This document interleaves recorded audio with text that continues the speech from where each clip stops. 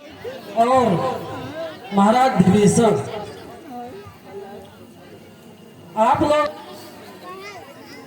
जब से राज्य पाया है तब से अपना जीवन हमारे साथ में बिता दिया। इसलिए हमारी इच्छा है, मैं अपनी मन की व्यथा आपको कैसे बताऊं। उपकार असीम किया तुमने, फिर प्रेम युक्त निस्वार्थ किया,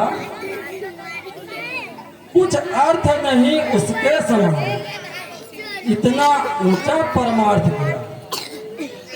जिसके डर से अब तक शत्रु लंका में न पानी पीता है, उस 10 कंधर को कपिदल से तुम दोनों ने ही जीता है। बद से उसके लंकापुर में न शांति शासन का भीषण ने पाया, भीतर अदमन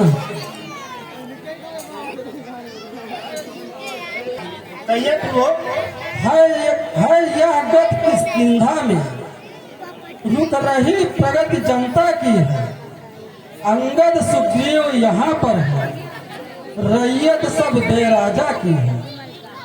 मैं बार बार ये सोच रहा किस प्रकार व्यवहार करूं, प्यारों को ऐसे समय रो, जनता पर अत्याचार करो। लाचार कह रहा हूँ जाओ, विद्रोही दल का दमन करो। दो काट अशांति शांति सर से, नागरिक कष्ट का समन करो। महाराज सुग्रीव और महाराज विभीषण, कि आप लोग अपने अपने राज्य को शीघ्र वापस लौट जाए। प्रभु, इतने दिन तक आपके साथ हम लोगों ने बिताया है प्रभु, अब महाराज सुग्रीव, यदि किसी राज्य का राजा ज्यादा दिन तक अपने राज्य से बाहर रहता है तो उस राज्य प्रगति रुक जाता है और राज्य में अराजकता फैल जाती है। इसलिए हमारा निवेदन है कि आप शीघ्र इस किंधा को वापस जाओ। आजाद का आज्ञा है तो वही करूंगा। ठीक है प्रभु। महाराज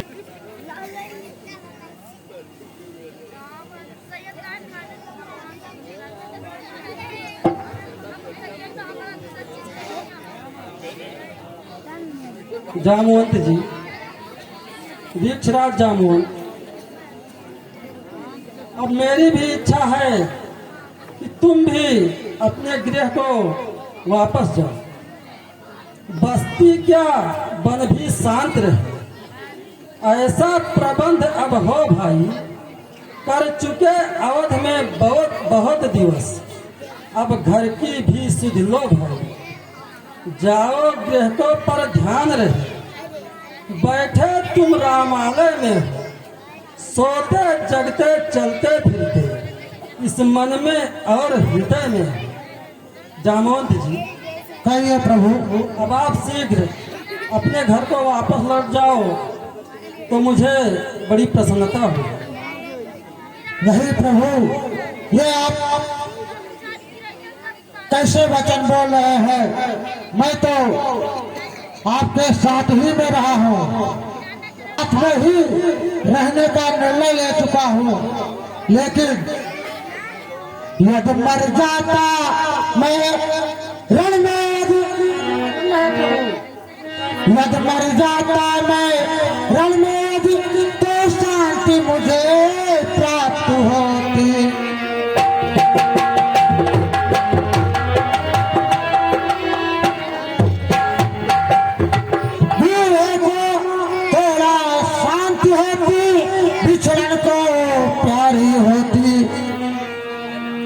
ये जर जर दास चरण, जर जर दास चरण रज, बिछड़न की रातों शांति होती।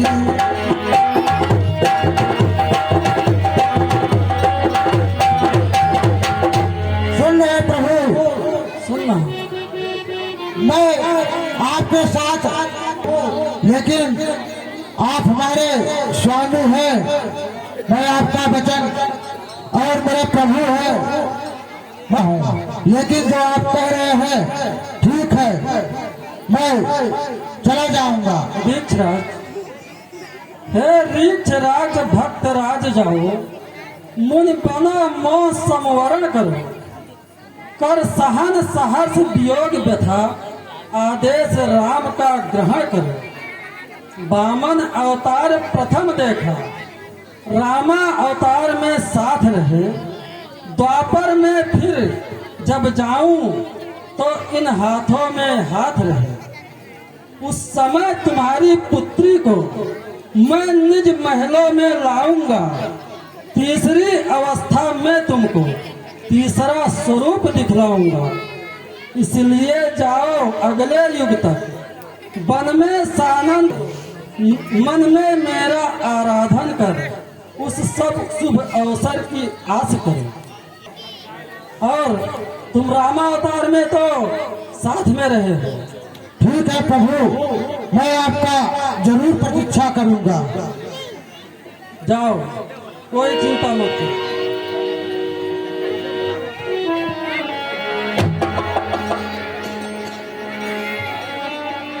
युवराज अंगद, महाराज, मेरी ये इच्छा है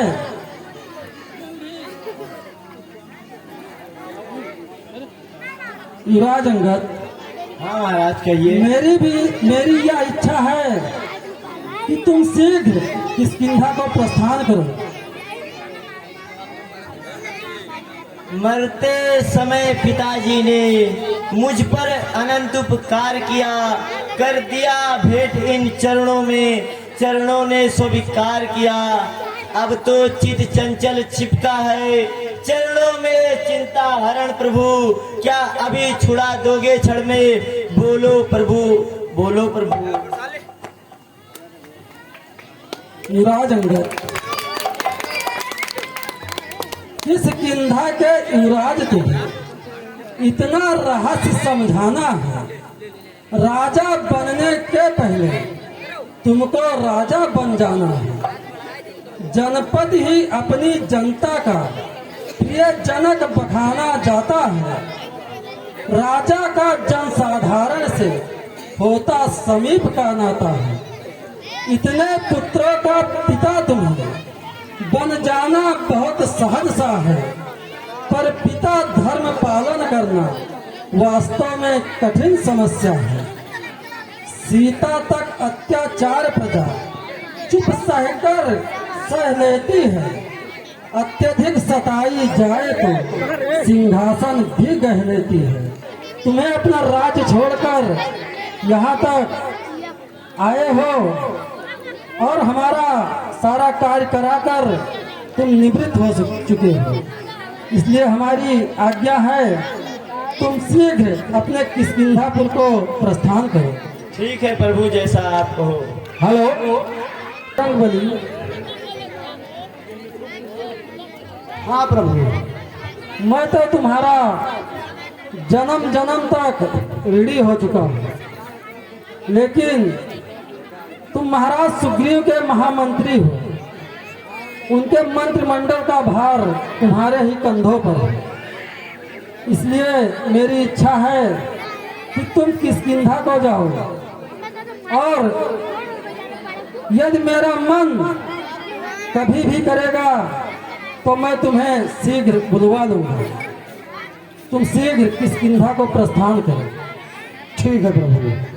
बोलो राजा रामचंद्र की, बोलो लखनलाल की, बोलो मैया जनक नंदिनी की।